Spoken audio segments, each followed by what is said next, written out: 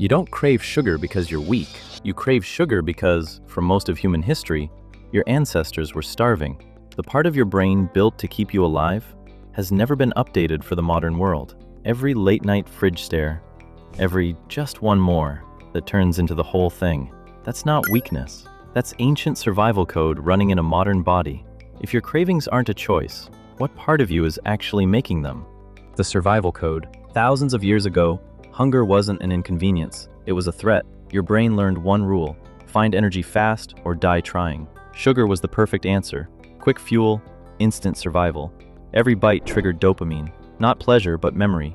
This matters. Do it again. Sweetness meant safety. Ripe fruit, honey, roots, energy you could trust. So your brain built shortcuts. If it's sweet, then don't stop. Dopamine became the messenger. Remember this, repeat this, rely on this. Sugar triggered insulin, turning energy into fat, your backup fuel for famine. Genius engineering. In that world, the ones who craved sugar survived and passed on their genes. Which means you and I aren't random people who happen to like sugar. We're the descendants of the most sugar-obsessed survivors in history. Every craving you feel today is that same survival instinct firing in a world that no longer needs it. You're not broken, you're efficient. You're running the same software that kept your ancestors alive. But what happens when a survival instinct built for scarcity meets a world drowning in sugar? The evolutionary mismatch. Sugar used to be rare. Now it's refined, concentrated, and everywhere. Every bite sends a stronger signal than your brain was ever designed to handle. So it adapts by dulling sensitivity. The same food feels weaker, so you eat more. The same reward feels smaller, so you chase harder. Then blood sugar spikes, crashes, and the brain panics. Find sugar, fast. That's the loop. Stimulate to adapt to crash to repeat. It runs automatically. It doesn't ask for permission. That's why moderation feels impossible. Modern food doesn't just contain sugar, it amplifies it. It combines it with fat and salt, removes fiber, strips away everything that would slow you down. It's not food anymore. It's a signal amplifier. Every bite tells your brain, this is urgent, pay attention, repeat this. And the more you repeat it, the weaker the signal becomes. That gap between what your ancient biology expects and what your modern environment delivers has a name. Scientists call it an evolutionary mismatch. So you eat more, not because you want to, but because your brain is trying to feel something it can no longer feel. If the brain keeps chasing sugar, what if the craving doesn't even start there? Here's where it gets fascinating and a little disturbing. Most people think sugar cravings start in the mouth. Sweet hits the tongue, brain lights up, end of story. Not even close. Inside the lining of your gut are neurons, actual nerve cells. They connect to the vagus nerve, the highway between your gut and brain. Their job? Detect what you eat and send signals to your brain's reward system in real time. Here's what shocked researchers. These neurons respond to protein. They respond to healthy fats. But they also respond powerfully to sugar. When scientists numbed people's taste buds so they couldn't taste anything and then gave them sugar, the gut neurons still fired. The dopamine signal still hit the brain. The craving still activated. Let that sink in. The pull toward sugar may not start in your mouth at all. It may start in your gut, from neurons you didn't even know existed, influencing your brain before you're consciously aware of it. The dopamine trap. For years, dopamine was called the pleasure chemical. That's incomplete. Dopamine isn't about satisfaction, it's about pursuit. It doesn't say, this is enough. It says, get more. Think about the last time you ate something you loved. Were you peacefully satisfied? Or already thinking about the next bite?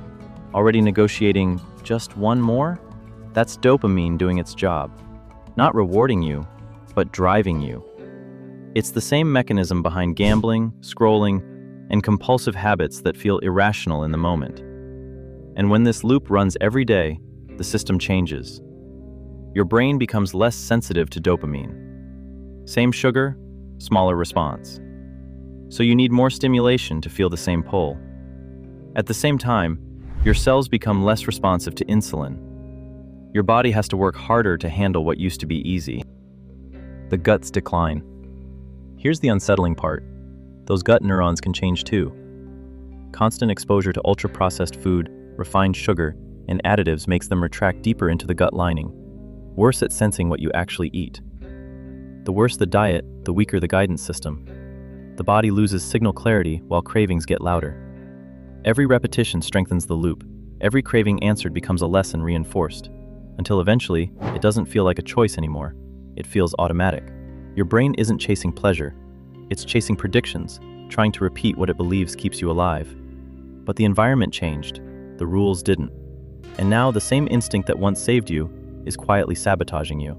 If your body can be conditioned to crave the wrong things, what happens when you try to quit? Why quitting feels impossible? When you cut sugar, your brain doesn't celebrate. It sounds like an alarm. Fast energy is gone. The dopamine hit is gone. The old pattern is broken, and your brain hates broken patterns. To your ancient wiring, it feels like this. Sweet survival food is gone. Resources are low. Act now. So it pushes back. You feel irritable, restless, foggy, low energy. Cravings often get louder before they fade. That deep exhaustion, not always hunger, often prediction. Your brain expects the reward that used to arrive. When it doesn't, tension rises. Your brain isn't attacking you. It's trying to protect you with outdated instructions. And because dopamine is involved, quitting sugar can feel like withdrawal. Not identical to drugs, but driven by similar reward circuitry. That's why motivation alone often collapses. Willpower is effort. Patterns are automatic. The odds were never fair. But here's the good news. If cravings were learned, they can be unlearned. If patterns were built, they can be broken. Your brain adapted once. It can adapt again. The goal is not to fight harder. It's to teach your brain something new. That's when it starts working for you. So if willpower isn't enough, what actually works? How to reset the system. You do not beat cravings with force.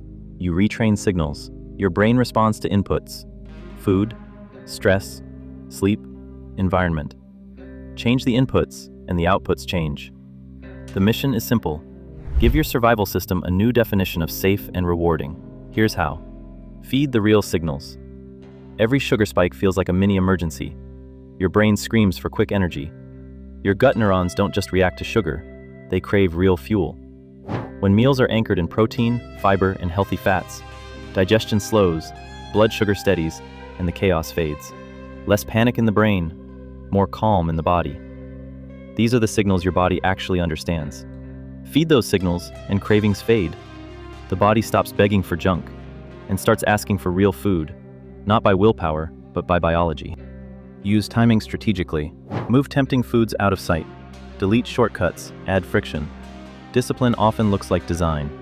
What's easy gets repeated, and what's hidden gets forgotten. Protect sleep. Poor sleep changes everything. Hunger signals rise. Impulse control drops. Sugar looks louder than it is. Many cravings are exhaustion wearing a disguise. One bad night can make junk feel irresistible. One good night can make it forgettable. Sleep is chemical leverage. Expect resistance. You don't need to answer every craving. Sometimes you just need to outlast it. Pause. Delay. Because when you wait, you prove to your brain that the world doesn't end if the craving isn't answered.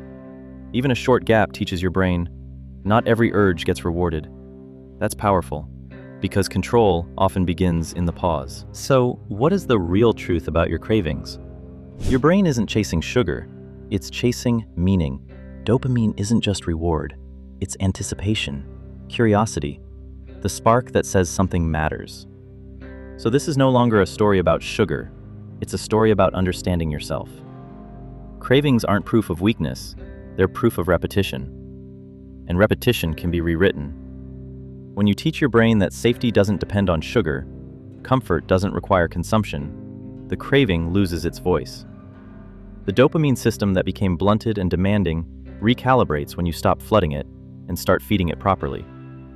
Not because you became someone new, because your system finally changed. The ancient code that once kept you alive finally learns how to let you live. You stop fighting yourself. You don't need perfection, you need awareness, because awareness breaks the illusion.